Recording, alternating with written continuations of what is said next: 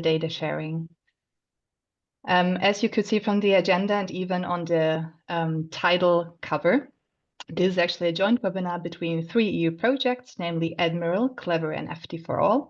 And while, of course, these projects have their own objectives and work within their own scope, they all aim towards improving emissions tracking and also making it easier to share data between logistics stakeholders.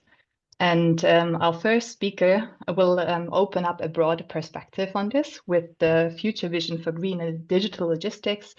And it will be Professor Alan McKinnon speaking. Professor Alan McKinnon is a professor of logistics at Kuhne Logistics University in Hamburg, but also looks back to a long-standing career in logistics covering the political stage, industry as well as the academic world.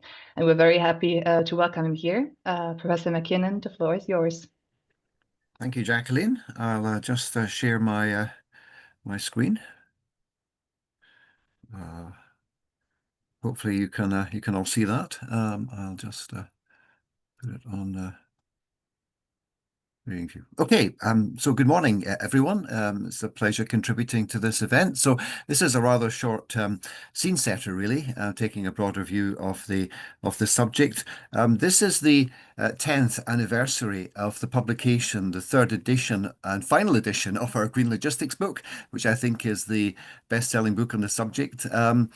We didn't have the stamina really to update that. It's now 10 years old, but I think if we did, one thing that would happen would be that we wouldn't look at all the negative externalities of freight transport, of which there are many, as you can see in that photo mosaic.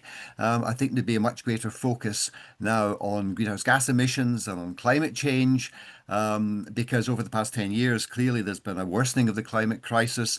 Indeed, just today, NASA has released evidence that there's been a 5-fold increase in the intensity of extreme weather events over the past 5 years. Obviously, public policy has intensified. We're getting more corporate commitments to decarbonise. And I think now we're beginning to realise just the scale of the challenge we have in trying to decarbonise logistics, as one can see really from that graph from T&E. How do we do that? Well, I think by more aggressively pulling the so-called 5 decarbonisation levers, trying to reduce the amount of freight movement, shifting as much freight as possible onto lower carbon modes, making better use of freight vehicle capacity, improving energy efficiency, and also to cut the carbon content of the energy that we use in logistics. And this, as I'm sure you're well aware, was enshrined in the roadmap for zero emission logistics in Europe by 2050, the ALICE roadmap published in 2019. What I'd like to do is just to review those 5 levers and just to say where we currently are. Now, reducing the amount of freight movement in Europe is going to be almost impossible. I mean, if one looks at the EU's current reference scenario, it's expecting a 27% increase in freight ton kilometres during this decade. Underpinning that is this very close correlation between economic growth and the growth of freight ton kilometres. And if anything, that freight transport intensity is likely to increase, it seems to me, partly as a result of the EU's regional cohesion policies, but also because of the reshoring of manufacturing back into the EU, partly as a result of the current geopolitical situation worldwide as companies really try to minimize risk and improve resilience in their supply chains. And there are other megatrends we have to consider. There are some which will help us to reduce the freight transport intensity of the economy. The ones on the left there in green, the circular economy, dematerialization, phasing out fossil fuels will cut freight movement, and 3D printing may contribute. But on the other side, there are a lot of developments which it seems to me are going to increase the amount of freight movement. I'm talking these days a lot about climate logistics, looking at all the additional freight movement that will be required to deal with different aspects of the climate crisis, putting in place a renewable energy infrastructure, adapting our built environment to climate change, and also removing greenhouse gases already in the atmosphere. It seems to me there's insufficient thought being given to the logistics of carbon capture and storage. If one looks at the EU figures for the amount of greenhouse gas they reckon we will have to capture, and then you look at the freight requirements of doing that, putting in place a carbon capture and storage infrastructure, manufacturing all of the equipment, the carbon scrubbers we will require for that purpose, the chemicals and biomass we will need for it, and then finally transporting the captured CO2. I mean, it's estimated that the EU will require a pipeline network for CO2 of between 15 and 19,000 kilometers by 2050. Anyway, that's bad enough. Look at my second lever, the shifting of freight to lower carbon transport modes. The EU, like everyone else in the world, has found it extremely difficult to get more freight, particularly onto rail. It was in 2023 that, in fact, the road network in Europe captured its largest ever share of freight movement. Again, the EU reference scenario superficially gives the impression that things are going to get better. They're anticipating a 71% increase in rail ton kilometres by 2040, but that would still give the railways only about 19% of the EU freight market. And again, if one looks at the history of this, as I have done, there's been a history of over-ambitious freight modal shift targets for Europe, never been realised. The European Court of Auditors, again, made that point very forcefully in a report in 2020. There are many companies I'm aware of that would like to send more freight by rail for environmental reasons, but they're afraid that in the process, the service quality will reduce. They may reduce the resilience of their supply chains because the evidence is that the current reliability of rail services in Europe is rather poor. And looking at this from a data and analysis standpoint, it seems to me that we need to overhaul the methods we use to monitor, to justify, and to analyze freight modal split. I think, and we use a lot of the research here is still anchored in using the wrong metrics and the wrong methodologies. Moving forward, third decarbonisation lever, optimizing utilization of freight capacity. Unfortunately, the research in this area is inhibited by a lack of macro level data on capacity utilization. The main data we have on this is on empty running, but we don't have very much data on the average load factors of vehicles that are actually carrying some freight. The data we have, again, does not inspire confidence. If one looks at the proportion of truck kilometres in Europe run empty, hardly changed between 2010 and 2023, despite the fact that we saw extensive digitalisation of the road freight market in Europe over that time. Despite all the EU-funded research projects, including some I've been involved in and promoting supply chain collaboration and asset sharing, and also despite the fact that this is one of the ways of decarbonising road freight, which offers very low or even negative carbon mitigation costs. However, mustn't be too negative. Looking to the future, maybe there's a need for stronger policy interventions here. People are hoping that AI will make a helpful contribution to filling the vehicles.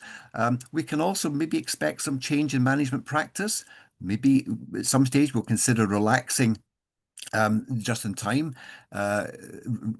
requirements to allow us more time to fill the vehicles. And many of us, including myself, are pinning a lot of hope on the physical internet to make better use of our freight capacity. Moving to the fourth lever, some good news to report here. I mean, it seems that the average energy efficiency of road freight in Europe has been improving through time. And that's going to be reinforced, of course, by the introduction of the EU fuel and emission standards for new vehicles, for new freight vehicles. Problem is, it's going to take quite a bit of time for those initiatives to have effect. Currently, the replacement rate for trucks in Europe is only about 5 to 7% per annum, which means it would take 15 to 18 years roughly for us to replace the entire truck fleet. But there are many things we can be doing in the meantime, short to medium term measures that will help us improve the energy efficiency of existing fleets. And I've listed some of the main ones there. As you can see, again, I'm sure many of you are familiar with these. Moving to my fifth decarbonisation lever, which is the one which attracts most of the attention. It's also the one I think which has been the most controversial in recent years, the transition of freight to low carbon energy. One of the reasons it's been controversial is because there's been disagreement over the future energy mix for different freight transport modes, particularly for road freight, but also increasingly for shipping. And central to that debate is the role that hydrogen will play in that decarbonisation. Personally, I think it's going to be quite a marginal role for road freight, but I know many people would disagree with that.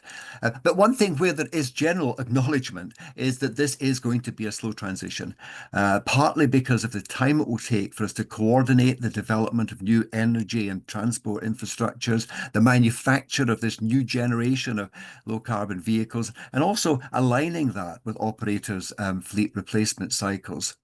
I mean, if one simply looks at the ramp up that will now be required in the purchase of low carbon trucks in Europe, if we are to meet the EU's target for 2030. I mean, this is a trend breach of considerable magnitude.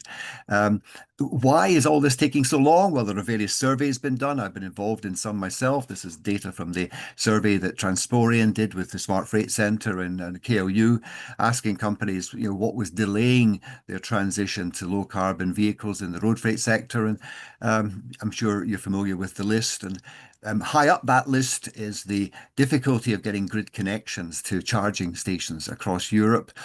On a more positive note, however, the development of book and claim schemes, particularly in the maritime and the aviation sector, it seems to me is helping to accelerate the uptake of low carbon fuels.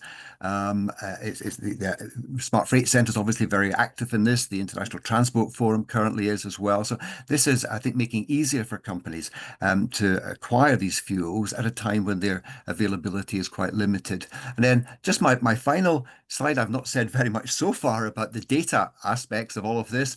I've listed here what I think are the 8 main ways in which data helps to drive the decarbonisation process. Some I've mentioned earlier. There are a few others I would flag up. It seems to me data sharing for supply chain collaboration here is quite critical. Using data to optimize routing, again, is important.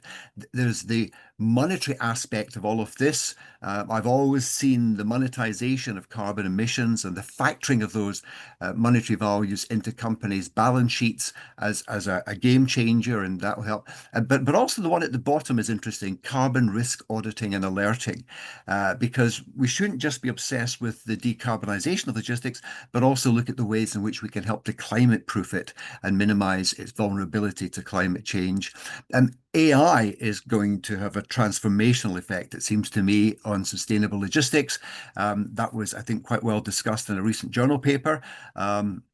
However, there are some potential downsides here, and I will mention merely 3 to end. These are what I call the dark sides of digitalization. One is the amount of electricity it requires to power data centers, which is going to rise exponentially as we move into an AI world. The second thing is the exponential growth in disruptive cyber events recently, which have been very disruptive of supply chains. And then finally, the sort of physical dimension to all of this. This vast subsea cable communication network, which handles a large proportion of internet transactions.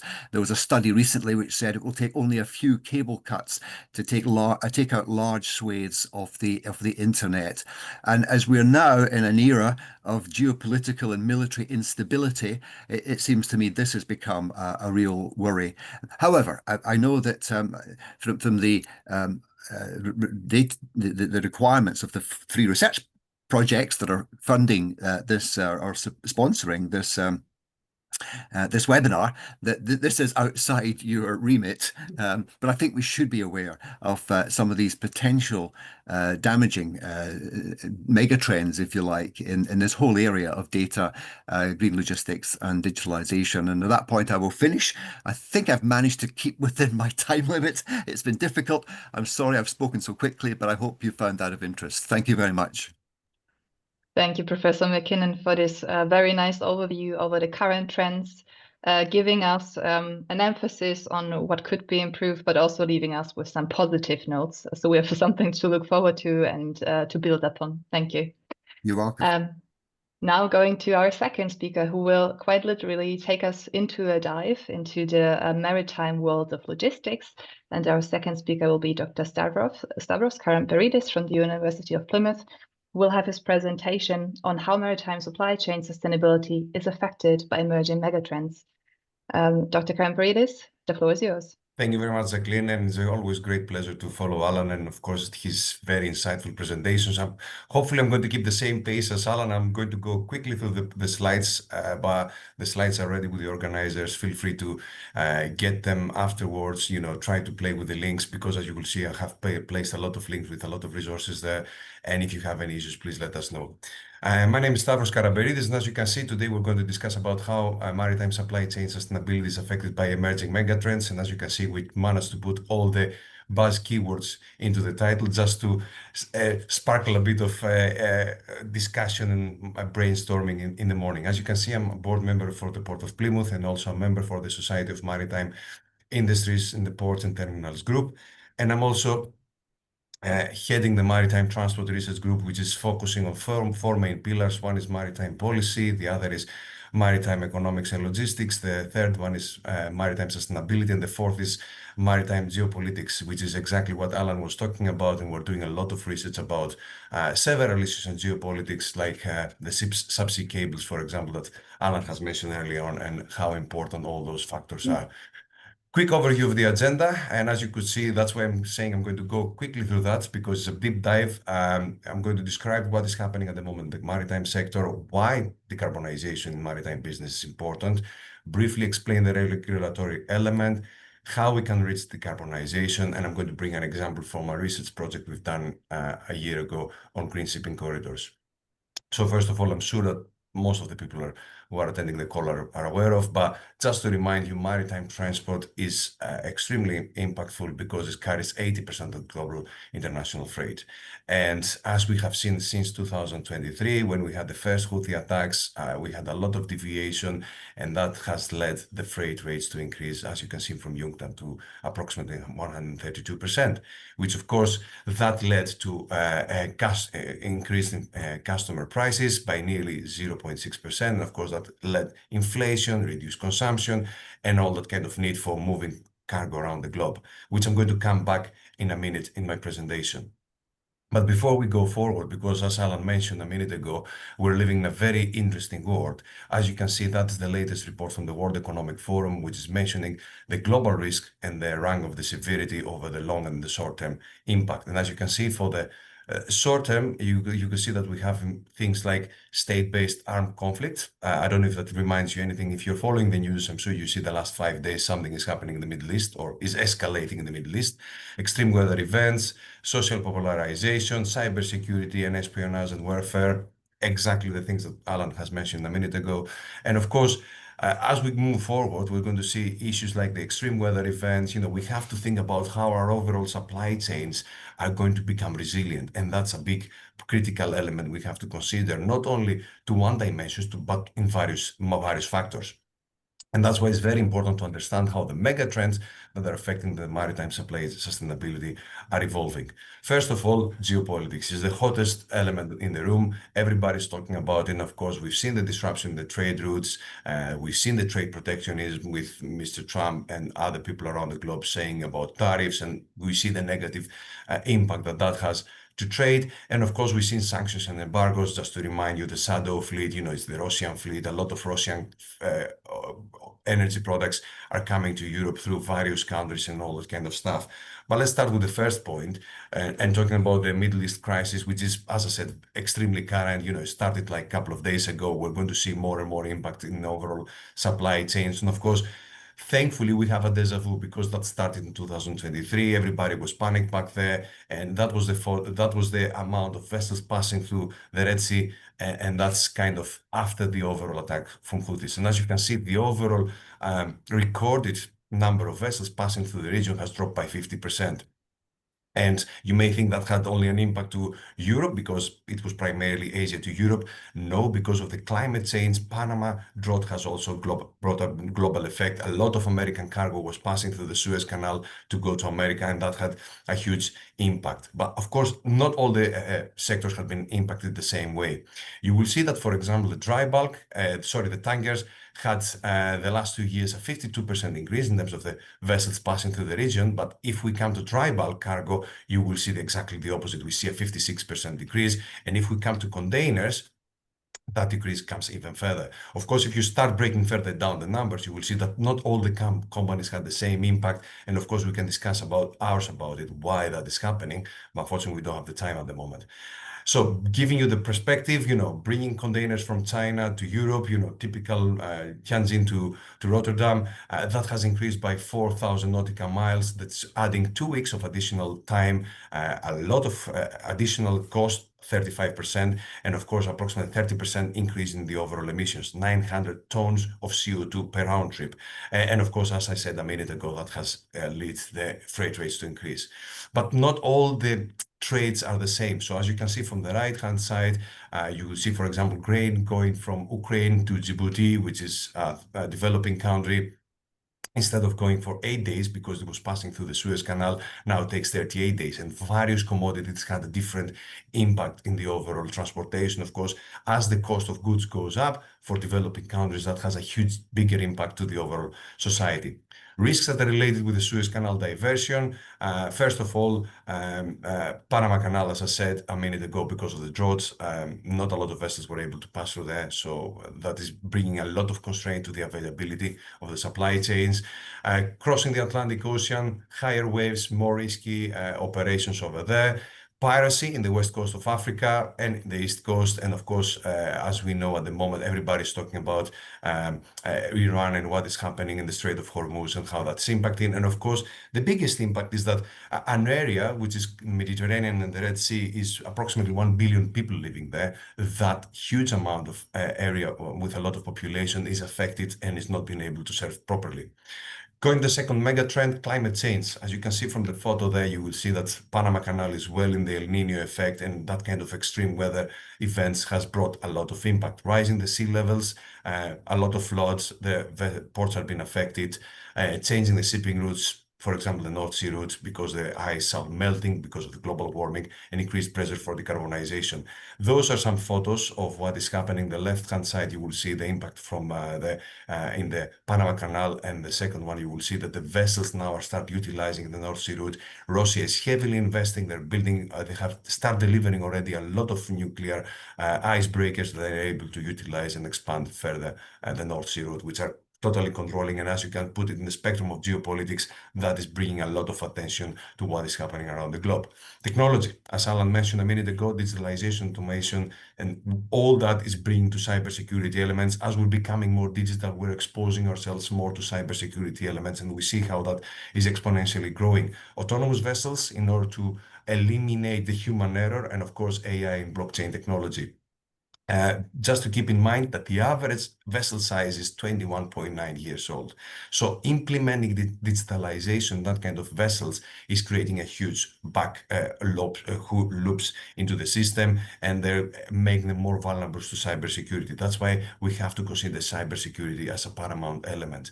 Why we managed to have such an old fleet? Because a lot of ship owners are very reluctant at the moment to place an order for a new vessel. Why? They don't know which fuel is going to be the preferred one. And that's why we see the last couple of years an increase in the average vessel size. Of course, in terms of autonomy, the left-hand side, you will see the Mayflower, the first autonomous vessel made the crossing from in the Atlantic, was actually outside my house, from Plymouth to across to America. Yara Bergen, the one that is operating in Norway, has managed to reduce 40,000 diesel-powered truck journeys annually, and of course that has managed to improve tremendously the overall emissions and reduce that and improve the air quality. And the USV Pioneer that was a month ago here in Plymouth, that is able to do 40 days at sea and is powered with hydrogen. So we see that kind of test bed being generated. We're seeing a lot of new vessels being implemented and a lot of new technologies being implemented into the overall picture. And other factors, of course, labor. We have a lot of labor shortages. We have people that as the new alternative fuels come in, they don't have the skills to deal with those alternative fuels, so they are automatically disqualified. ESG is a big factor that a lot of companies are taking into consideration. Of course, the global economy. And as we're talking about the global economy, we're constantly focusing about the impacts in America, what's happening in Europe. We have to take a global picture here. And just to remind you that 70% of the global trade around the globe is taking place in Asia. So we really have to focus what is happening in the overall supply chains, trying to have a global perspective. And in order to get that kind of global perspective and what is happening in terms of trade the last couple of years, I'm representing you a graph from the IMF, which is saying that since 2008, we managed to go to a globalization phase. So the growth that we used to have the last couple of years from 1980 to 2008, unfortunately seems to be stopped. And as we go to more and more wars and protectionism, it seems that we're having a deja vu, which goes back to the other previous red area that I'm having in the graph, which is called the war and protectionism area, which, as you can see, it hasn't really helped the trade to go forward. So we really have to consider how we go forward.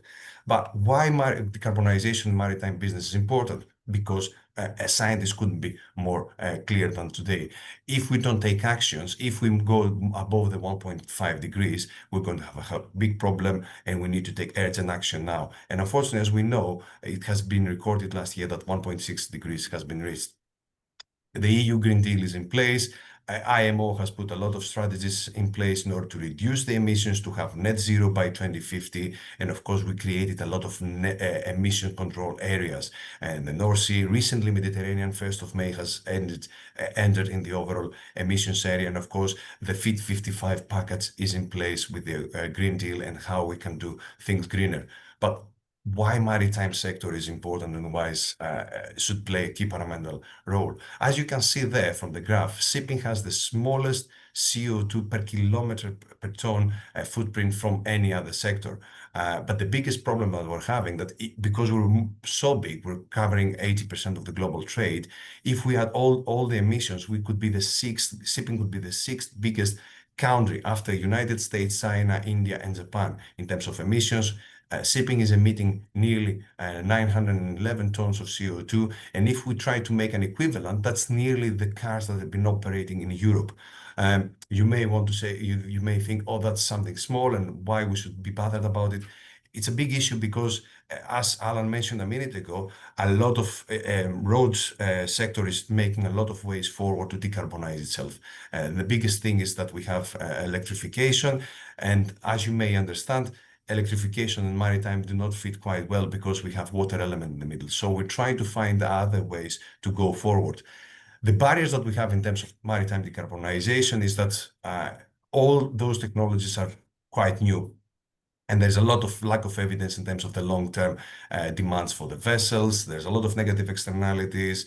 And of course, the energy intensity of the new fuels like hydrogen, ammonia, and LNG is not the same. As you can see, we require much bigger space to store those fuels into the tanks of the vessels. And of course, there is a lot of those alternative fuels out there. Ship owners are not quite sure which one is the best one. And that's why one of the biggest challenges that the ship owners are seeing in the next couple of years is the availability of the alternative fuels. Then is ordering the right ship, and of course, the cost of the new fuels. So as you can see, it's a multidimensional factor problem that the ship owners are facing. And still, they don't know which of the 3 or 4 or any kind of fuel is the best one. There isn't a clear answer yet, and everybody is looking for that. And that's why, as I said a minute ago, that has led us to an older fleet. If the ship owners were trying to order a vessel, which kind of fuel type they will go, most of them, they said they will go for methanol. Why? Because methanol is very similar to the existing diesel. Is the clean fuel?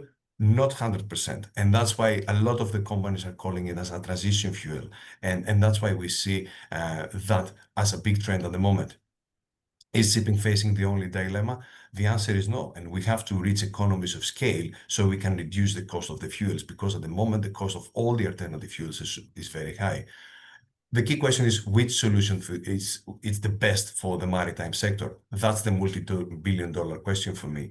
And that's why we have to take a step back and consider how the port ecosystems are operating, that the ports are needing like 3 to 4 times more space to store all those fuels, and how actually we can utilize that kind of energy. And building a green ship that is going to be able to reduce the energy that's been consumed seems to be the answer to the overall problem we're facing. Because if we need less energy to move the same amount of goods, then probably anything else is becoming kind of irrelevant. Asking again the ship owners which of the fuel resisting mechanisms or technologies, because as you can see from the previous slides, there are plenty of them. We're talking more than 15 technologies that we can implement there, from kites to propellers to air lubrication systems and all that kind of stuff. Which one is the best value? At the moment, with the existing technology cost paintings and coatings, for example, or wind assisting on propulsion ducts are the ones that can give the best value for them. Closing my presentation, I would like to briefly talk about a Green Shipping Corridor project. And for those who are not familiar with that, a Green Shipping Corridor is a route between 2 or more ports that are operating a net zero environmental footprint. And that is a corridor where ships are using carbon neutral fuels, well to wake, to move the cargo. And as you can see from there, we need and require a lot of stakeholders. And as you can understand, that is a very fragmented system that requires a lot of coordination, which is a very difficult task at the moment, because we need governments, we need cargo owners, we need ship owners, we need port operators and fuel suppliers. And I can give you a prime example. A port, for example, can be owned for 4 different stakeholders. And that complicates the overall operation and how we can make the investment. And that's the biggest dilemmas and questions that we have as academics now that we're trying to find solutions to. Green Shipping Corridors initiatives, of course, or thankfully, they managed to go from 44 last year to 62. But as you can see, most of them are still in initiation exploration phase. We're not having anything happening in real terms. Of course, the UK government is pushing a lot to deliver that kind of corridors, and especially the short sea corridors, and how we can go forward. The overall status of the Green Shipping Corridors, and of course the Green Shipping Corridors is kind of a new concept. It was introduced in COP26 back in Glasgow when the summit took place, and is aligned with the strategy of the IMO to reduce the overall emissions. Back in COP26, 27 countries, they came together and they established that kind of framework. And as you can see, the geographic scope is all over the globe, but primarily is focusing in Europe. So what we need to do is to expand the overall scope, trying to bring more stakeholders being involved and trying to integrate it as much as possible. As you can see at the moment, there are 244 stakeholders being involved in that. And I think that was my latest slide. Thank you very much for your attention. Thank you so much, Dr. Karamperidis, for taking on the challenge of embedding both the global mega trends and a focus on the maritime sector within only 15 minutes. So very well done. Thank you so much. Many points of what Professor McKinnon has mentioned have been also taken up in this second presentation. So definitely some food for thought in both of them, and also maybe a red thread which the participants can already see. Now moving on to our 2 next speakers indeed, which are both from the Smart Freight Center, and they will focus on emission calculations, needs and methods. And the first one to speak will be Alan Lewis from the Smart Freight Center. He's a CTO there. The second one to speak will be Violeta Mazoros, who is a technical manager for digitalization at the Smart Freight Center. The floor is yours. Thank you very much, Jacqueline. Hello to everybody. This is the first presentation from one of the sponsoring projects. So it's my challenge to go from the bigger picture introduction through to some of the specific points that we're working on within those projects. The CLEVER project focuses at emission factors and their role within the calculation to support decarbonisation, and to try to make that link from the overall picture to the emission factors. So that it was worth starting with this timeline that's been recently produced by our partners at Fraunhofer Institute for Materials Logistics Flow, which shows actually the acceleration in the amount of work that's been going on with quantification for transport emissions, particularly logistics emissions, over the past 10 years or so, and what's planned for the future. And you can see the rate of increase and focus on this topic is significant, as it should be based on the introduction that we've had. And Smart Freight Centre has been involved heavily in that, working particularly on the calculation and reporting methodologies through our GLEC framework, and the work we've done to link that into many of the global reporting programs covering the logistics and the transport element within the overall corporate greenhouse gas footprint, and the way that we've managed to incorporate those principles into the ISO standard, ISO 14083, which covers that topic, which was published in 2023. And we have our ongoing work now to keep the GLEC framework up to date with new scientific developments, and to link that through to the future development of that ISO standard, which will be up for renewal, revision every 5 years. So Professor McKinnon talked about the 5 levers for decarbonisation, and the emission factor very much fits into the 5th of those in terms of the use of low CO2 energy sources that would be used to power the logistics system of the future. Because in any calculation you have, basically you're looking at how much energy is required in order to power the activities, and linking that through to the ultimate amount of greenhouse gases quantified in CO2 equivalents that result from that. And the emission factor is basically the coefficient that relates those two aspects together. And what is clear to many people is that actually, in spite of all that work that's been done on the calculation methodology, looking at actually how you quantify the energy, how you then look at how that is partitioned across different consignments between the cargo and the passengers in mixed use applications, etc. The emission factor is basically used in every single calculation. And there hasn't been that development of the emission factors, and particularly there is no standardization of how you come to an emission factor. So we're, to a certain degree, in a situation where we were with the overall calculation methodology back when Smart Freight Centre was starting out around sort of 2013. When it comes to the actual emission factors, there's a lack of clarity, lack of consistency, and that's impacting a lot on the calculations that are being performed by the users. And there's no way that you can actually have truly consistent, maybe carbon pricing or consistent target setting across companies, or pulling together the emissions in a multi-leg supply chain if you have inconsistency in the emission factor, any more than if you have inconsistency in the calculation methodology. And that is why with CLEVER we are focusing on the topic of emission factors. Our objectives are to develop a comprehensive emission factor methodology based on what is being used already, but coming at it from the perspective of an impartial, comprehensive and transferable review, in order to pull together a consensus-based solution. We have already been going through a lot of state-of-the-art review work, looking at actually what's out there, what we can use in terms of best practice. We will also come with a core set of default emission factors at the end of the project, which will provide a starting point for a database which will be coordinated by the European Commission in the context of its counter emissions EU regulation. So they are also putting a lot of emphasis on the CLEVER project from that perspective, both the methodology and some starting point values.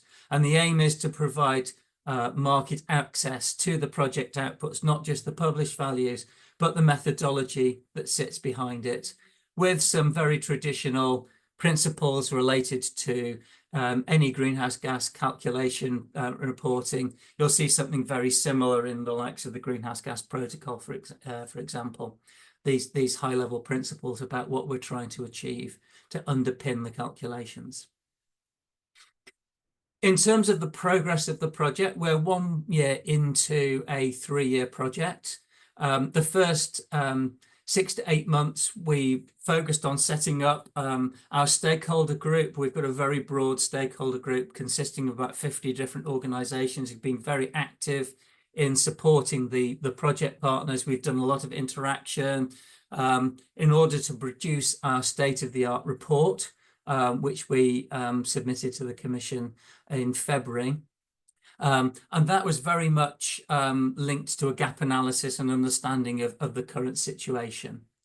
And what that gap analysis showed is that there are indeed a lot of gaps and inconsistencies in the way that emission factors are being calculated and what is being presented to the market.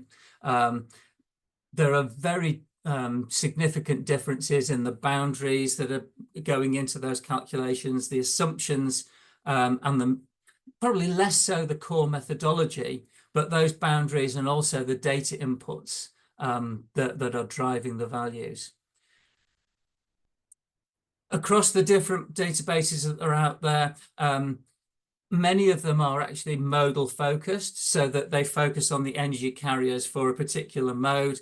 And it makes actually, again, consistency across different databases quite different. There are very few that actually have a full set. And so that's one thing that we're looking to make sure that we have that comparative methodology that can focus across all the different sources.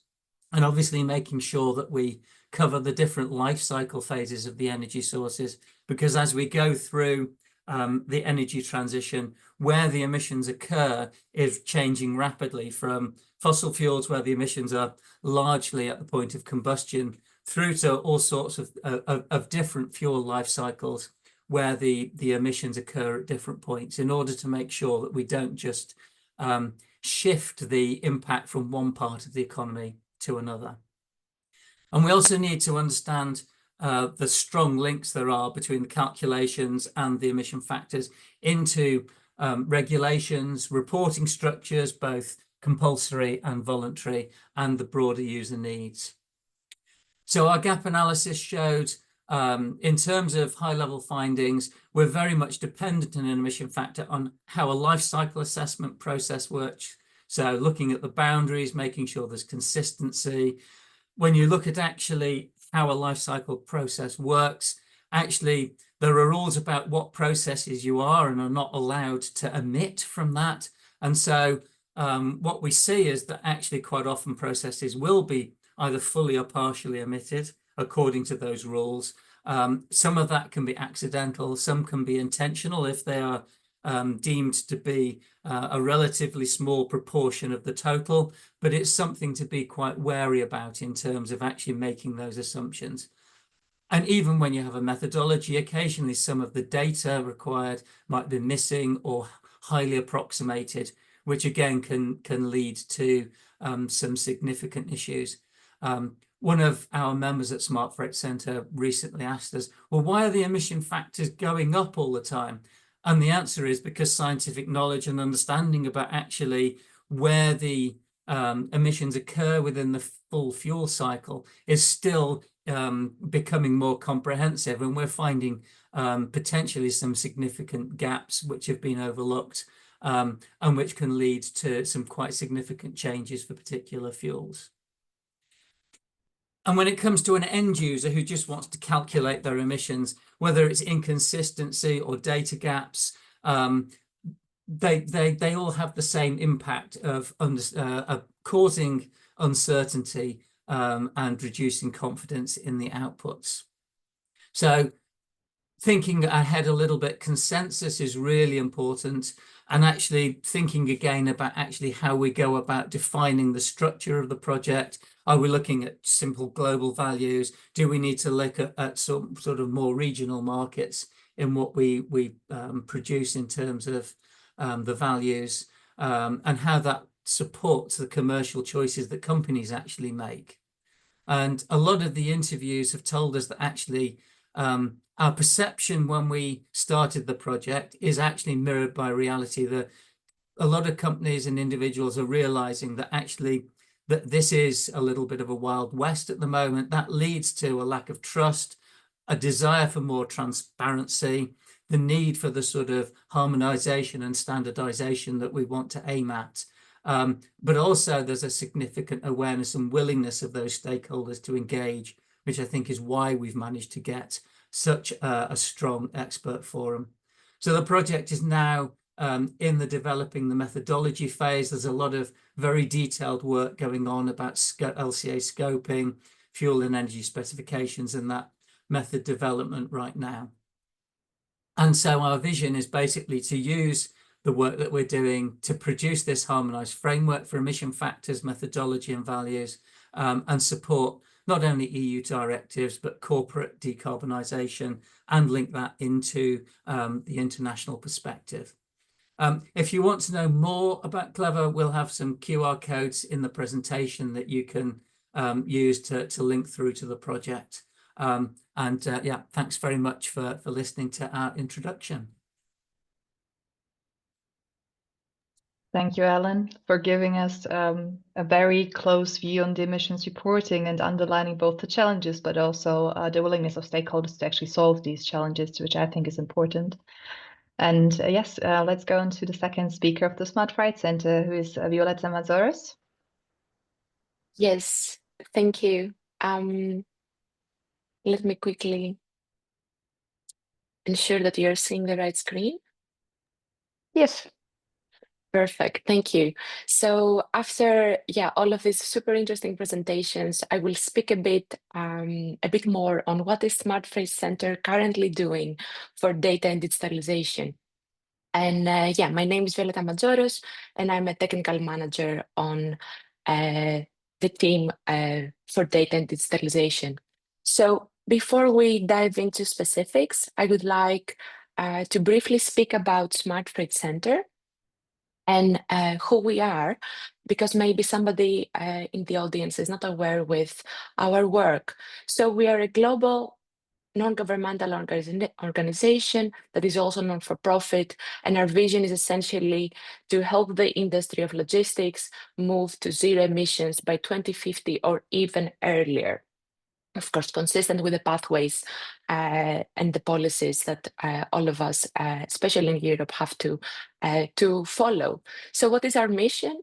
To accelerate, of course, the reduction of logistics emissions, we are trying to work with different companies, so shippers, logistics service providers, carriers, but also many partners and knowledge partners, but also scaling partners, to make sure that this vision is actually achieved. And we really focus in fostering collaboration with the projects that we are conducting.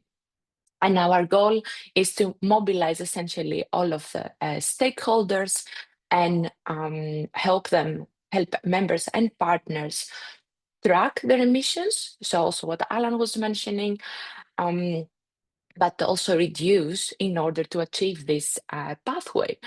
So now on the data and digitalization, we noticed that we are at a tipping point. Already Professor Alan McKinnon, but also Professor Dr. Stavros Karaberidis mentioned that IT and new technologies are going to play a really key role in fast-tracking better operational efficiency.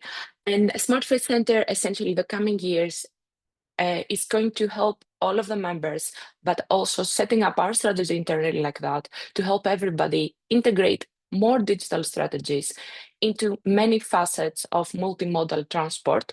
And our aim to do that and to help the members is essentially to help them accelerate decarbonization and enable carbon transparency in the industry, which will then help for operational optimization and also for collaborative logistics, which we really think is very key. So Smart Freight Center has been the last few years from 2021 paving the way with different projects that I will briefly speak here. And of course, there are links on the presentation that you can learn more.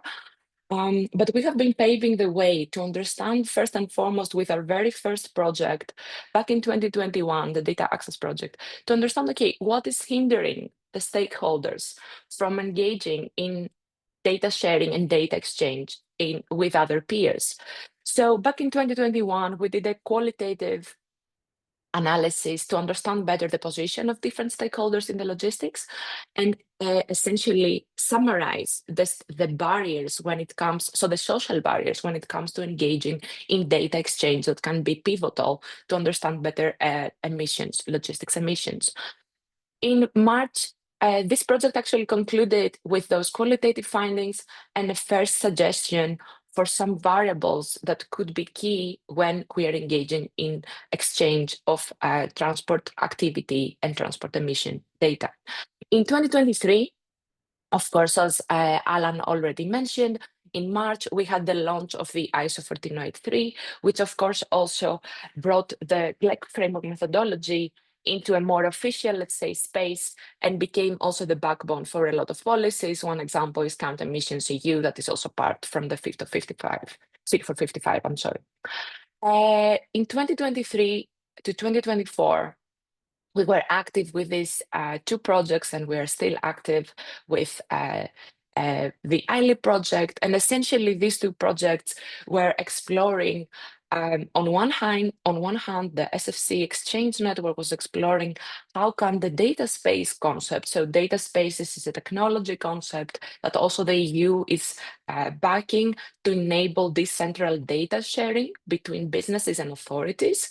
So we were piloting how could this technology concept be employed in the logistics industry. And we did two pilots and also produced two minimum viable products to really test how actors are behaving around this technology, if this technology is helpful for logistics. And of course, this was based on a data model. And that data model work is now captured and really formalized in the current knowledge products of the ILE project. So the ILE project was set out to create a data model and lately also a very flexible application program interface, API in short, to enable parties to engage in data exchange with each other. So this is peer-to-peer data exchange, which is also really important, as we heard from the initial speakers, for, of course, less reliance in central platforms and technologies that could be, of course, more prone to cybersecurity risks. Last but not least, in the future, we are envisioning, as we have brought, of course, this data model for a multimodal data exchange with main focus of transport activity data and emissions, we are focusing to improve this work, and we are understanding from our members that road is the mode of transport where there is a lot of need because of the fragmentation of the market. There's a high need to engage in collaborative approaches when it comes to data sharing to improve not only load factor, but also empty running, but generally to understand how can better networks be formed. And this is then key because a lot of actors have access to road telematics data that they would like to either enable clients, but also other partners to use that data and drive those operational efficiencies. However, we notice that there is a gap in the methodology of how can really granular data from the trips be used to calculate greenhouse gas emission intensities following the GLEC framework. So we are hoping into the future to kickstart this project. And yeah, if this is, of course, for interest, you should totally stay in touch with us. And this project will, of course, enhance and expand on our current data model that is part of the ILIP work. So for today's presentation, I would like to focus on the ILIP project, as this is one that I believe when it comes to data sharing has the most relevance with the current webinar. So actually, yes, that's my next slide, I'm sorry. So yes, I wanted to speak at first about the principles of the project and why we really believe that it's, let's say, a very easy way for companies that are curious in engaging in data sharing with other peers, why this is a good place to start. So first and foremost, we have focused in developing this, in developing this project in an open source and very interoperable with the ecosystem manner. And what does that mean is that we believe open source software can really drive costs down when it comes to investing in technologies that enable data sharing. And interoperability, of course, is key because logistics at the end is a service in many, many industries. There is a ton of factors that play part in any transport chain, but also there are authorities that are interested in that data. So we believe that by setting some guidelines and ensuring that the way this protocol and this data model is developed is interoperable with other ecosystems can drive the highest amount of value for our members and everybody that is actually using this open source material. So we have also focused on data quality. There are specific indicators that I will explain a bit later that we believe can help then increase the data quality of exchange data between actors. The way we have designed the project also focuses on ensuring confidentiality of the data exchange and sovereignty. And sovereignty is something very important. We heard also about the geopolitical risk that is posing on our reliance to specific software platforms. So we really think that in the future of data sharing, minding those aspects and including them by design in software components is key. So really enabling each business to engage, to exchange data directly with another business without an intermediate platform.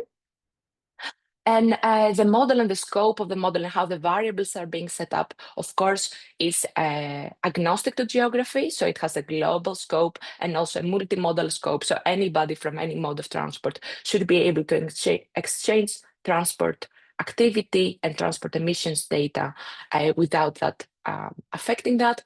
And last but not least, we believe that it's designed in a very agile way, which means the API is very flexible and very customizable, and of course allows for decentralization. So the ILIP today, and you can of course follow the sources and read more on online, but we are very proud because in late May, we published a stable release. As you can see here also on the screen, everything is on GitHub.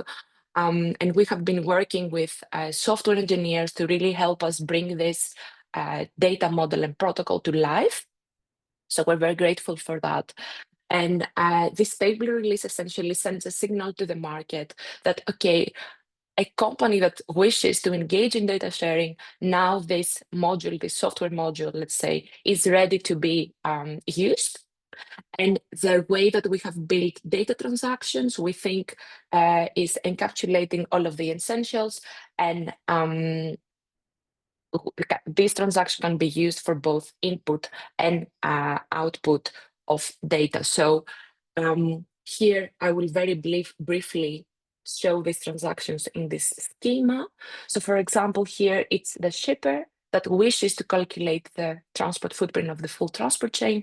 And there are transactions, for example, that only focus on the activity data. So for example, if a carrier doesn't wish or cannot do carbon calculations for those movements, can, for example, share the data that they wish with another party, and that party can do the calculations and further share that data upwards the chain in a manner that, of course, respects the notions of our methodologies. So those that you're familiar with the GLEC framework, but also the ISO 14093, you will understand in the screen these acronyms that essentially stand for leg. So transport chain element is a leg, and then transport operation category here, TOC, is the level of the fleet. So this is a bit of an example. I will skip it for the sake of time, but the slides will be circulated. And we wanted to say that this is not done in isolation. We have a very devoted group of participants and piloters that test this work and help us bring it to the next level, along, of course, with methodological initiatives that we're aligning and with scaling partners on the bottom right side here, where I show that really help us bring this work and test it in real life case scenarios. So I wanted to mention now a bit of a comparison of what we have done with EFTI, because I think this is also very interesting to position this work in the general ecosystem of data sharing. And yeah, we know that EFTI, of course, poses some major challenges for logistics companies, but of course also offers opportunities. And essentially, it's yeah, this image has circulated quite a lot from the work, but we are looking towards being able to very easily from authorities access specific information from operators. And it's a decentralized system, essentially. There are many data variables. It's though flexible, so every member state can choose, and it's based on really known work from UNCFACT. So it's based on a model that is already quite mature. And also the open source reference implementations are welcome. So we see that the same principles that we are all following at Smart Freight Center are also echoed in the general European IT, let's say, space. So what struck me when I was conducting this gap analysis, and I wanted to highlight it, is of course that every let's say, data sharing initiative or every aspect that we are expected to share data as businesses, let's say, is a bit different. And I wanted to highlight here that in this EFTI common data set, for example, some interesting aspects like waste shipments and dangerous goods are included. However, logistics emissions are out of scope. So this also poses a very nice opportunity for general collaboration when with different actors, right, and different projects. So I wanted to present quickly a gap analysis. I will focus on some highlights, and of course, this information will be circulated. So what I found very interesting is that the EFTI model and variables, it's defined on consignment level, and it follows what is called an events-based modeling approach. So events that happen in time are then creating the basis for how the data is collected and circulated between other actors. So you see that, of course, what I found interesting is that we are drilling down to information on the parties involved in those supply chains that also touch on the GDPR level. So personal information of the people that are partaking in this transport operation. Which is of course needed, as this is a model that at the end the data is scanned and is supposed to be scanned from authorities. This makes absolute sense. And there is also a notion of identification of individual legs in the chain and the sequencing of that, which is also super crucial when we're speaking about carbon accounting later on. And of course, costs and customs are in scope, and waste information and dangerous goods, as we saw, are in scope. So how do these models, how does our model, let's say, what does it bring forward? So our work is bringing, of course, forward the energy aspect, the transport activity data, and of course the logistics emissions data. And it's based on the methodologies that we have.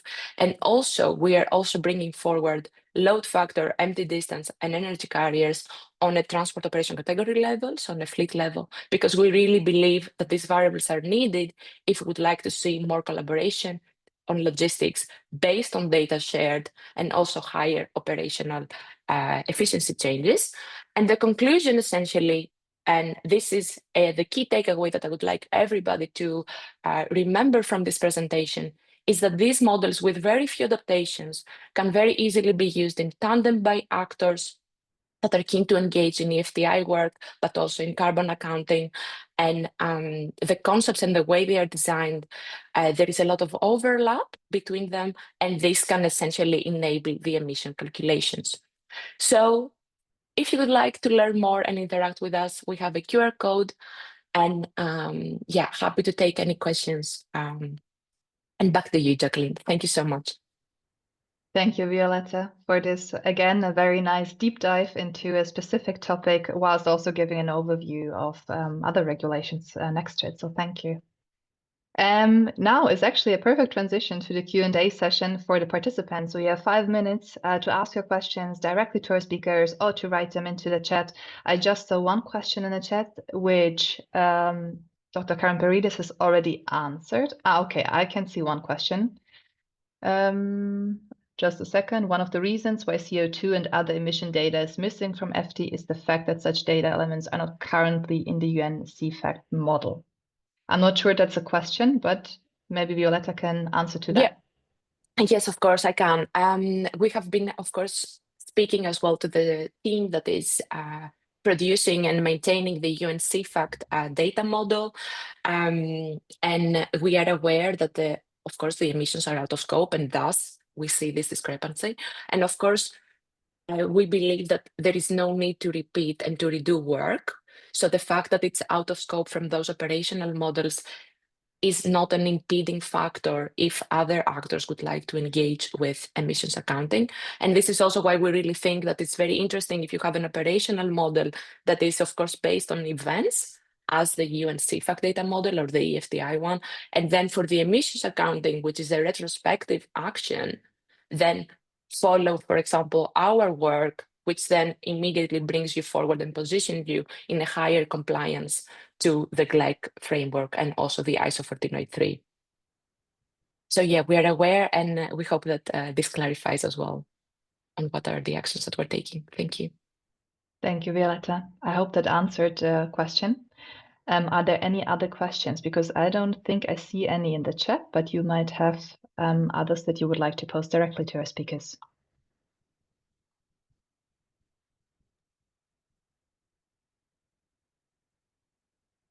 Okay, just a second. So there's, I think, a reaction. Alan, please. Yeah, I just wanted to pick up briefly on the earlier question about the emission intensities that was raised and already answered in the chat, because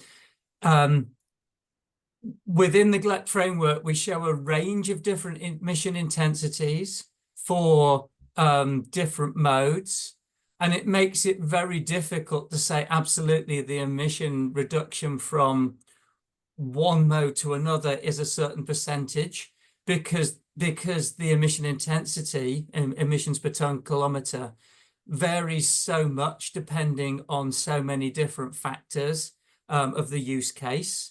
So I think the trends that were shown in the earlier slide were absolutely correct for generalization, but you can always challenge in terms of the detail. It's one of the many topics that we pick up and look at with the GLEC framework. So just to add a little bit of context. Perfect, thank you. Maybe I would have actually a question for Dr. Karen Paredes regarding the alternative fuels. So you've talked about the kind of trends in using these alternative fuels for shipping, but how fit are the ships at the moment to actually take these fuels or to use them? So do you need new ships? How is the status there? If I can, Jacqueline, thank you very much for the question, first of all. I would like to rephrase or to clarify the question, because it depends on what you call as alternative fuels. If you see the order book at the moment, so for example, how many vessels we order, 50% of them is called as classified as alternative fuels. But if you drill down the statistics, you will see that nearly 90% of those alternative fuels is LNG. And having Alan on the call and the rest is like, I'm just thinking that if we can call LNG as an alternative fuel, definitely is a fuel that it's better than heavy fuel diesel that shipping used to have, but it's not an alternative fuel. As I mentioned in my presentation, also methanol is not considered as an alternative fuel because still you have some emissions being left. And of course, there is a lot of discussion about methanol slippage and so forth and so on. So if we really drill down the numbers, you will see that we're talking, and don't quote me on that, on top of my head, I think there's like 40 vessels related ammonia that have been built. But again, depends on what you call as ammonia ready, because some of the vessels, they've been called ammonia ready and they just have a pipe that can produce ammonia. But for those who are following the maritime news, they will know that ammonia engines are still being tested, and they meant to be ready by 2025. From the latest news I've got, the main engine manufacturers, they said it's going to be ready first quarter of 2026 because they're still doing some tests. And the reason for that, it was that there was again some slippage of ammonia in the atmosphere. And as you know, ammonia is highly toxic, and nobody wants to have that fuel being released to the atmosphere without being controlled. So, and that's the problem that the ship owners are facing, because there's like a lot of people talking about fuels, but number one is the practical element, that how we can use the fuel to go forward. Because in shipping, everybody, most of the people, they want to decarbonize as soon as possible. And that was the message we got from the latest IMO summit, that, we want to go forward, we want to become greener. The problem is the solutions are not there yet. And some of those solutions are super expensive. So for instance, if you see the ammonia price or the methanol price compared to diesel, is like many, many times more expensive. So it's a real question mark of how we can implement them. And that's why in my presentation, I said that's the multi-billion-dollar question. It's not the $1 million question that is usually being used, because retrofitting the overall supply chains and providing alternative fuels, according to UN, we need 90 billion on a yearly basis. So that it will take some time, and we need to have all the requirements in place. And of course, a lot of finance, which at the moment is a bit tricky because the freight rates are dropping down. We have all the geopolitical issues. So in a nutshell, it's a very complicated field, if I'm allowed to say, Jacqueline. For sure. That's what I expected. So thank you for still the very comprehensive answer to a difficult question. Thank you. I might have interrupted somebody who wanted to pose a question. If that person would like to speak up again, I would be happy to have that question here. Or not. I saw Rudy having a comment to conclude the other topic. Yes, I hope you hear me, but I want to raise the opportunity. Of course, the EFTI data elements today do not cover emission reporting yet, but the overall idea is to create data sets, like this is going to be the case with the new ECMR data set, so that you can use the data elements of the same data set for business-to-business reporting and multiple government type of reporting, like EFTI and maybe the future emission reporting. So the idea is to create business-to-business data sets that include the data elements for business-to-government reporting.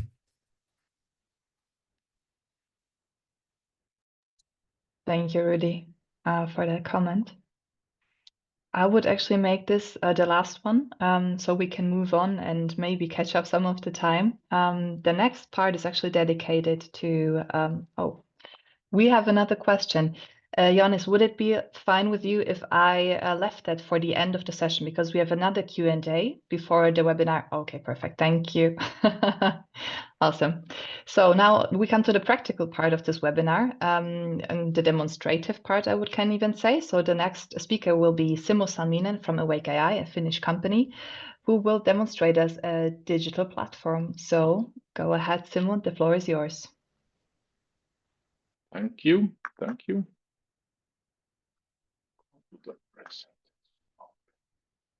All right, good late morning to everybody. So I'm Simo Salminen, VP of the Product Management at Awake, and I'm here to represent the ADMIRAL project, which has been ongoing already about 2.5 years. So we have about 9 months left in the project, and this is a we are mainly working around this marketplace, which is a multimodal and emissions where marketplace for what we call cargo flow services. So there's the cargo transport on these 3 modalities on the trucks, trains, and vessels, and then the hubs along the routes, the marine ports and land hubs, and digital services, kind of like a estimated time of arrival predictions and these kind of things that are sort of working around the cargo flow. So I wanted to show you quite a bit of the actual marketplace which we are now developing with the partners, and to do that I have a video that can kind of cover quite a bit in the short time. So next I will start the video and I will talk over it, and this will be about 14 minutes. Here we go.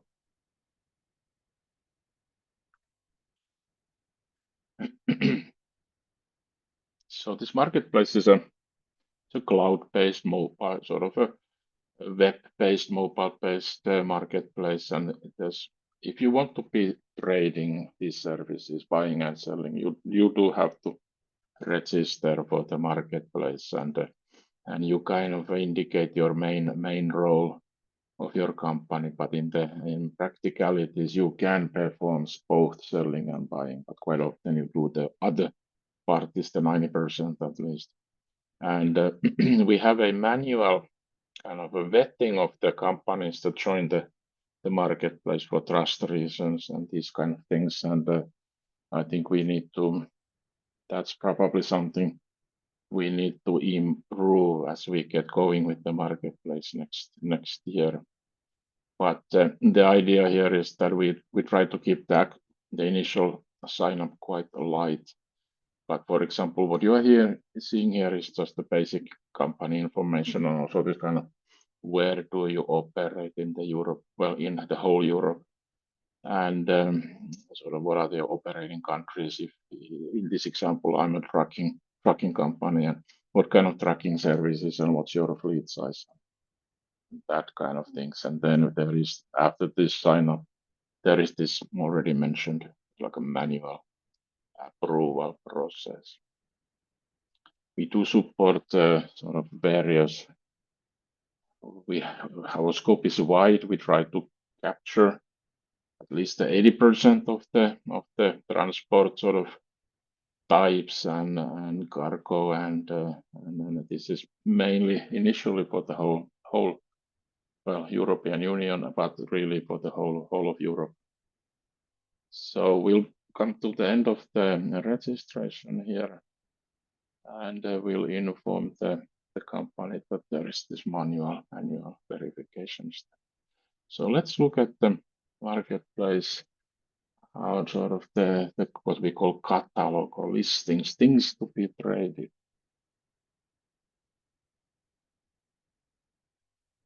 So first we are looking at the companies. Okay, and what you're seeing here is a test data. This is of course not yet in the live production. But for the companies, every company has an we call a profile page. Profile pages can be, well, your company can be different type of companies, and you have this kind of profile page with your key listings, the things you are selling as a selling party, and you have this kind of images, textual information, contact information, the operating countries, and the supported services, just to give you a bit of a basic information on your company. You can add also PDF files and video files. So we will look at the purchasing a cargo transport with a truck. Let's see how it looks like. So you'll navigate yourself to this catalog. There are those listings, things to be traded, and there's categorizations and things like that. But we'll jump into the truck listing, and we'll work with that one. So there's the normal visual information, the operating countries, the description of the service. But on the right hand side, you see quite a lot of data fields, and yes, not all are mandatory, but in this demo, I think we'll quickly go through most of them. So you kind of, as a buyer, we start mostly with this kind of RFQ model, but then we will have also a bit more open scheduling model by end of next year. But we start mostly in this kind of RFQ model where the buyer is indicating a need for cargo transport with certain parameters, and then as a seller, you need to quote your price for that service. And okay, we go through some of the fields here. And, of course, some of this is information for the routing, some is for the emission calculation, and some is, of course, key information for coming up with the cost of the service. And you'll see soon the routing and the emissions. The emissions play a big role in this marketplace. So we want to keep the emissions kind of in front of the buyers also. That what is it that you can save with different type of energy choices or modalities, and also what's the cost impact of these emission choices. So we are just giving some information on when to load and unload the cargo, and then we'll give those locations. So to give the loading location, and you can do this with this kind of a textual input. We have a mapping engine behind it, or you can use the map. So initially we just use the textual mode, and I gave a city name in Finland, northern Finland. This is where the Santa Claus is located, and then we use the map the other way around. So not every location might not have that good street address. So there's a way to use the map to choose a very, very precise location. So this will be the unloading location in Berlin. And you can zoom in and drop this pin is the unloading location. And at the bottom of the screen, you also have the latitude, longitude, all that. So another way to indicate the location, either loading or unloading. All right, I think we are done with this one. So that's our unloading from Finland, Rovaniemi to Berlin in Germany. And then as a buyer, you can indicate that I want to see like a reduced emission, so even very low emission quote for this one. Well, what is reduced emission? So very low, that's a bit tricky. And we have some kind of mapping for those at the moment. So now the routing was done for trucks. This is a real truck routing. And you see also that the distance is over 2,200 kilometers. And we did 3 emission calculations here. For the as a truck, the traditional is diesel, reduced is, I think, most cases biodiesel, and then there was a low would be an electricity. And okay, there we have a little bit problem. Almost 50 kilometers was done with a ferry from Denmark to Germany. So for the 50 kilometers, a ferry emission mode or ferry emission calculation was done. And this is all CLEG compatible or certified calculations. And now you can get drilled down to some of the details.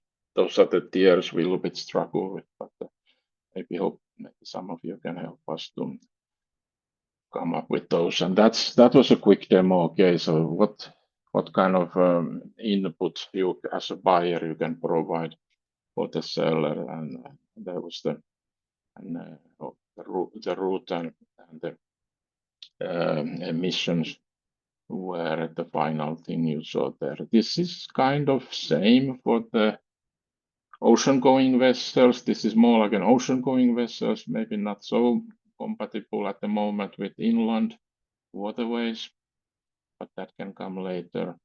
And remember, there was also the trucks as a cargo transport choice. So there are the same type of fields, but a little bit different content for the vessel. And we start mostly with this kind of scheduled container or kind of feed, maybe more like a feeder type of container vessel transport mostly within Europe. So it's a bit so this is maybe not exactly compatible with this kind of a project cargo or bulk. So we need to improve that as we go forward.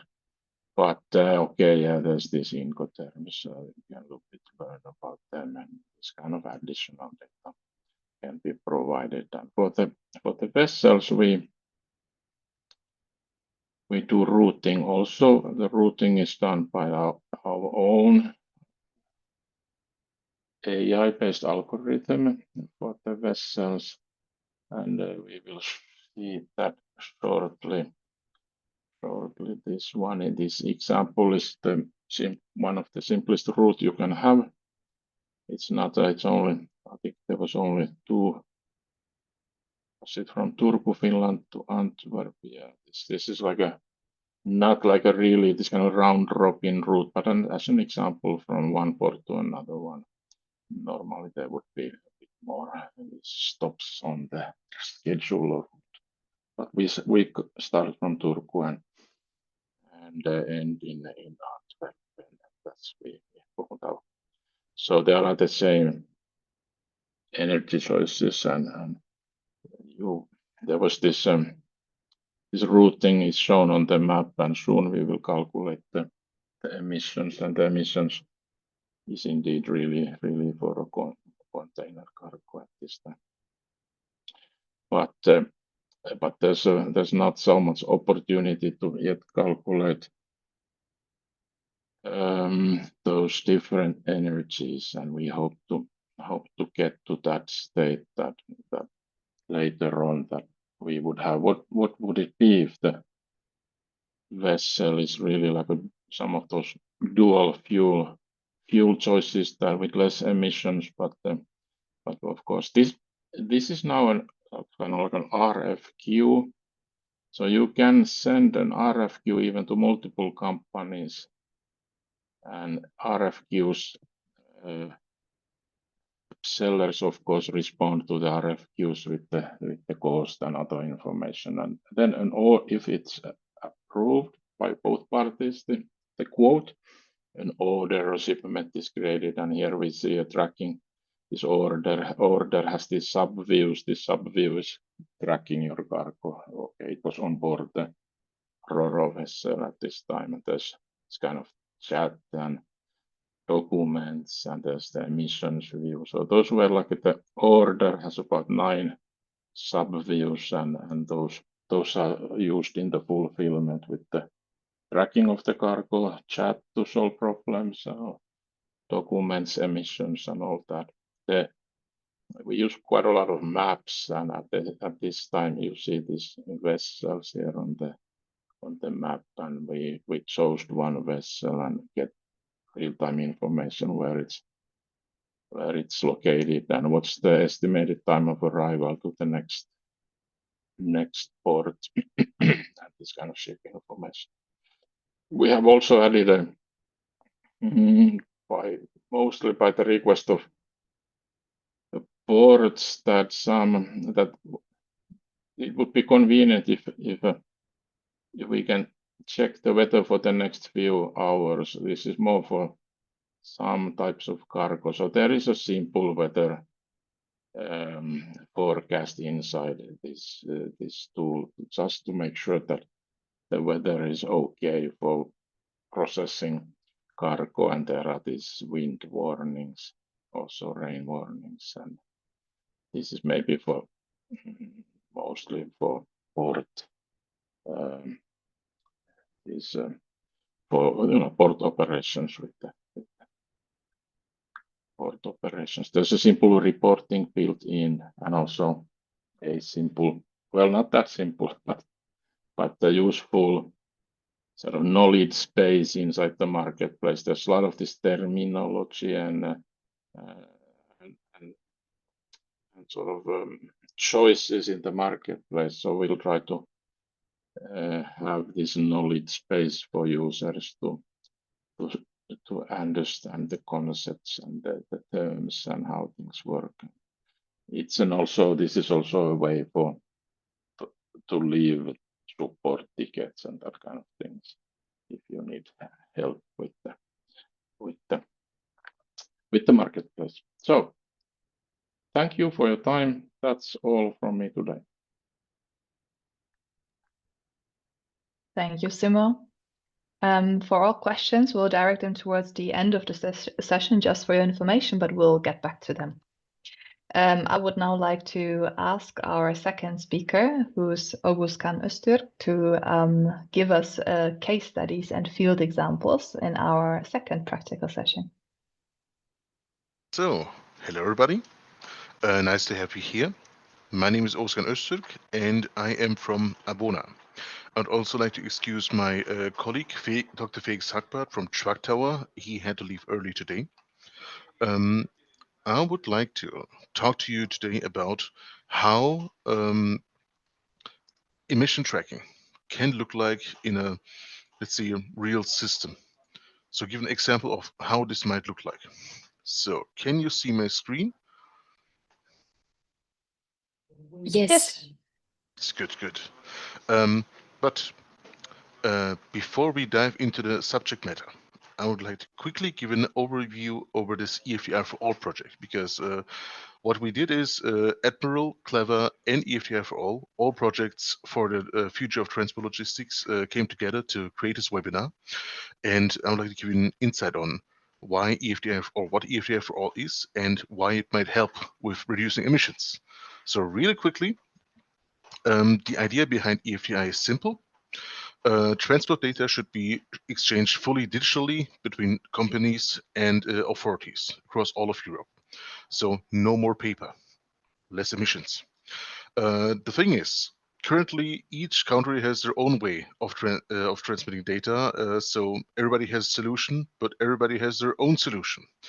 And this lack of digital standards is why we still have to rely on paper, even in today's in these modern days. And EFTI will change that.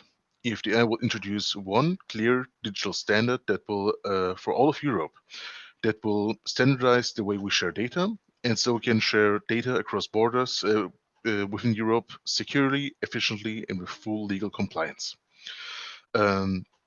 And this standardization might be the biggest hurdle in this project, because it seems like everybody hates to standardize things, even in their own work. So with our partners, 33 partners in total, we will tackle these hurdles, we will tackle these challenges, and we will deliver strong, practical solutions. And how do we do this? So in general, we are all within this project, and we build small groups and do use cases. So applications of or things that happen very often in our day-to-day life, in our day-to-day transportation. For example, Abona, Pionera, and 51bis is one of those groups that comes together, and then we try to see how we can exchange data within these EFTI standards, EFTI data standards. And we have already managed to exchange ECMAR data and showed how this might work within the final meeting of the Federated Consortium in Brussels, November 2023. So we're all working on the future of digital logistics together. So, but this far for the excursion. Let's go back into the into emission tracking. So, really quickly, who are we? We are Abona. We are a software developer and IT company, and our main product is our ERP system. And within this ERP system, we have created a transport management system as an extension of it, basically, depending on customer needs. And within this transport management system, we also have our emission calculation, and we base this on system data. So, before we dive even deeper, there are some terms we should familiarize ourselves with on how we calculate the data. We won't go into too much details on how it's calculated, but these terms are important. There is the well to tank factor. This is basically from the point where you basically dig into the ground and the oil spills up until it lands in your tank. How much emissions are produced while you refine it, while you pump it out, while you transport it to the gas station, and so on and so forth. Next factor is the tank to wheel. This is basically the moment you drive. So the moment it gets pulled from your tank into your vehicle, into the wheels, and this is basically when you're on the road. And then there's the both combined, the well to wheel. And this is basically, yeah, both combined, the whole thing. How much did your fuel produce before driving, and how much does the truck produce while driving? Also important point, I am talking about trucks, about road transport. This is currently what we specialize in. And for our system, empty and full, these are the two factors that we focus on heavily. So is our truck full while driving? Has it picked up the goods yet, or is it still empty? Empty drives, not so good. So, and then here you have your quick. So this is one of the options, one of the two options, how you can see these emissions within our system. One of them is in a dashboard form. So one of our dashboards is the emission dashboard, and here you can see all the data basically in the system regarding here. Which order is it? The column shows this order and at which date got this order created, has order been created. Which vehicle, which is your sensor, is attached to this order or drives these goods around, and the license plate of the vehicle. And now comes the two important things. How much of that transport has been done with an empty truck, so basically driving to the place where you pick up the goods, and how much of this transport has been done with the full truck, so after you have loaded up the goods. And of course, ideally, you would manage to drive 0 kilometers empty and all the kilometers full, and even those kilometers as little as possible. But when you pick up the freight, the goods, here's also being considered how heavy are those, so how many tons, and which percentile of the maximum capacity of the truck is it. So 22 tons, for example, is roughly 88%. And if you have, for example, 22.5 tons, it's 90%, and so on and so forth. Ideally, we would fully load the truck, so 100% weight, 100% volume. Basically, you can load up 23 tons of iron and 1 ton of feathers, and then it's fully full. And based on that, based on these empty and full kilometers, you get the distinction between the fuel emissions that they have produced before, well to tank, empty, then also the tank to wheel, empty, and both also in full. And combined to the very right, you see how much emissions you have produced during your transport in total. This table is very good for getting an overview of the different transports. You can also use it, for example, if you set yourself a goal here, we want to reduce this next month's emissions by 5%. How do we do that? We can try to reduce the empty kilometers. We can try to improve the loading, so shipment planning, so that the truck is always full and ideally filled. We could also try out, for example, AI-based solutions that help with route planning, that help with shipment planning, and then see next month here how much has our total emissions improved, or maybe, yeah, how has it changed? If we want to see it order by order, there's also an option. So here we can see we have our order. This is a transport order in this case, so the order to take goods from A to B. We can see here that they have been picked up in Saarlouis, Henry Ford Street probably, and have been delivered to Berlin. We see that 22 tons have been transported. And to the right, we can see that how many kilometers it drove empty to the loading point, how many kilometers it drove with the goods, and then all these calculations listed up to how much total CO2 emissions there were. And you could, for example, use these data to put them onto invoices. If a customer, for example, is very interested in their carbon footprint, that would be an option. or only for your system, for yourself. You could always have an overlook or overview how much CO2 you have put out into the world. But again, this is based on the data that the dispatcher enters. So the dispatcher has to enter good data, has to be as close to reality as possible, so you get good outputs. If they enter trash, you get out trash. So the human error is part of the system still, as of today. So much, just a quick overview, also regarding the time.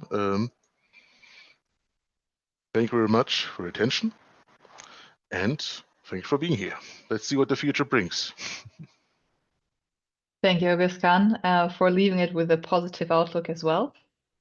And we've actually come to the end of the webinar. So now is the final time actually to ask questions. I will now check the chat to see whether there have been any questions. I've seen that many of them have actually already been answered by Alan and Violetta, if I saw correctly, but I will check nevertheless. So there was Jan's question about, I think, upskilling. So just to cite his question, everyone talked for the implementation of new technologies, but what about the human resources? The lack of labor hands is being increased. What do the speakers say about this fact? So just to have your feedback, I think this goes mainly, I guess, to the speakers of the first part of the webinar. And I think Violetta has answered to that already, but please, for the other speakers, if you would like to react to it, I think Yanis would be content.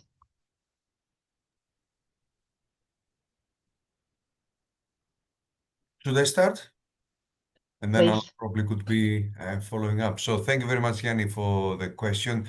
Yes, I think what you're saying about the human element is super important, and it's not only about the lack of labor hands, as you have it over there. It's about the skills as well that the labor is having. So a lot of companies we're discussing at the moment, it's not that is, one element is that there are not enough people to work in Europe. Number two is that there's not enough skilled people to work in Europe. And as we're working in a multidimensional environment, as we discussed with new fuels coming on board, and people not having the certification to deal with them, the overall situation is becoming more difficult. So as we're moving towards that kind of decarbonization trajectory, we need to start upscaling the people and also demonstrating to them that logistics and shipping primarily, because I can talk primarily for shipping, it's a clean environment. And when I'm saying clean is that a lot of the perception of people when you speak outside the sector, they're thinking, oh, maritime is a dirty business, it's far away from a lot of things. We have that kind of sea blindness, and we don't know how much technology has been implemented the last couple of years. Connectivity has improved on board the vessels, and seafarers are having a very standard life compared to what it used to be 10 years ago. So that will help people to come into the sector, and that will help us to minimize the skills gap that we have at the moment. Thank you. Thank you. Thank you. Just a second. Okay, so we have one question for Augustin. Regarding emission calculation and dashboard, how do you handle multiple pickups on a single leg? For example, we start in location A, empty, we go to location customer B, and so on, and then we arrive to location D. How do you handle and allocate emissions in such cases? Thank you very much for this question. In our example, so the example we pulled this from, they do mainly full truckloads. So they go to a place, load the truck fully, and go to the final destination. If you had a system where you basically picked up, let's say, 2 pallets and then left out 3 pallets, and then it took back 5 pallets, and so on and so forth, that would be way trickier. That would be way trickier, but also possible. Because, you have so much data, you just need to order it properly. Alan. Yeah, just picking up on that, the allocation methodologies in the GLAC framework and the ISO 14083 standard do provide solutions for that multi pickup collection and delivery round type of approach. It is definitely trickier because you need to be consolidating quite a lot of data, but the methodologies are there. It's just going to take a while to explain them that we don't have on this call. Thank you, Alan. And there is a second question from Malte to August Kahn again.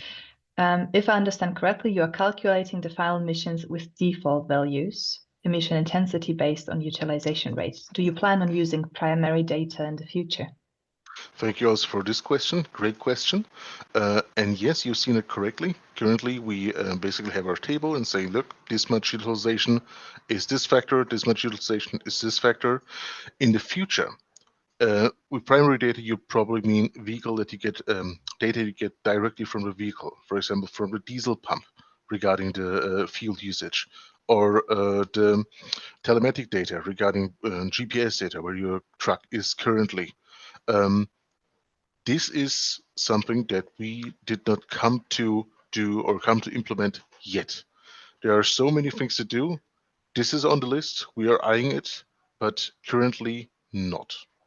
So as of today, we don't do this yet. Thank you. I hope that answers your question, Malte. For all the other questions, I saw that you have already answered them in the chat, so thank you to the speakers who have been so proactive in reacting to these questions in the chat.